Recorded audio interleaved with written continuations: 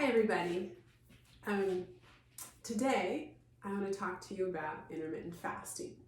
Today, actually not today, but this month, I have had my 3-year anniversary of intermittent fasting. So I'm titling it Intermittent Fasting Over 60, but I technically started when I was 59. And my doctor suggested it. I came in complaining about postmenopausal variety of symptoms, weight gain, etc. And she suggested I give this a try. So I didn't think it was a good idea. I had been treated for hypoglycemia all of my adult life, and I asked her if she looked at my chart. She was a new doctor, and I thought it was a terrible idea. But I tried it, and I went online, did a deep dive, and found out a lot of different people doing it 3 years ago, and people such as Dr. Jason Fung, Dr. Robert Longo, chiropractor Dr. Mindy, Fledge Fitness, different people like that. So he's a coach, and I got some ideas that would help me, because at first it was very, very hard to not eat for 16 hours a day. It was almost impossible. And I failed a few tries. I think maybe 3 or 4 weeks it took me, of separate weeks of trying to get it going. And then I discovered if I ate macadamia nuts the night before, when my eating window closed, and then I would be, and the first thing when my eating window opened, it seemed to stabilize me for a few months. So I'll tell you what happened in the arc of the 3 years, and did I accomplish my goals? What did I accomplish? What were the surprises along the way? So the first big surprise was that I couldn't even do it. And especially as a person with hypoglycemia, which now I have no symptoms of. So it has certainly helped with that. And but it was a slow road. So the first 6 months were the hardest, because 59 years old, never went longer than 10 hours of not eating. I mean, I ate right before I went to sleep. I woke up when I got up, carried food in my purse, food in my car, food everywhere, food bars everywhere.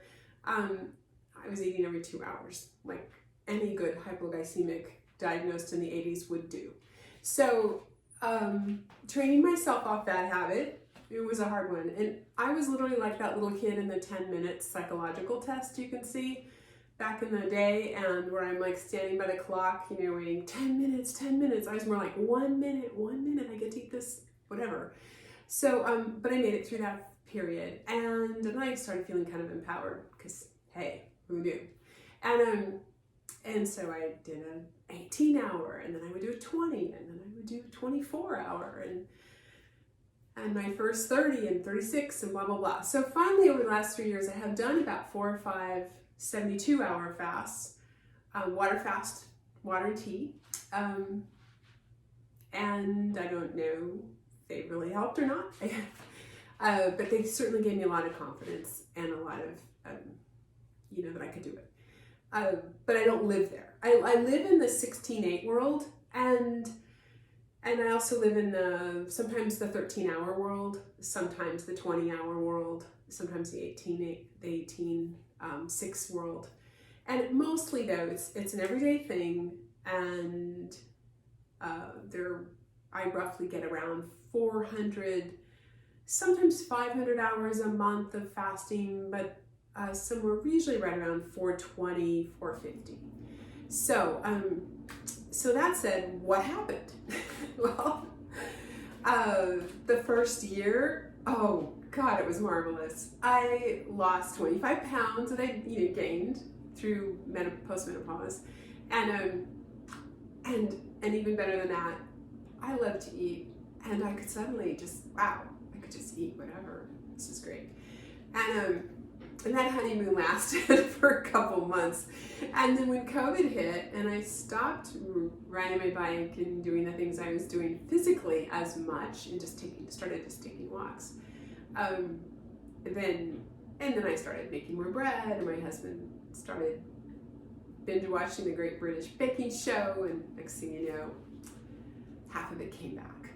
So, but it was better than where I started. And so just because I just proved to myself that at first I could eat anything and then I couldn't. So maybe my body adjusted. But that's not bad. So basically, I've kept about 15 to 18 pounds off. I've kind of shifted back down again. So now I'm roughly about 8 pounds over where I was pre-menopause. So hey, I'm 5'10". I'm happy with that. That's my new normal. I'm so happy with it. I am complete success.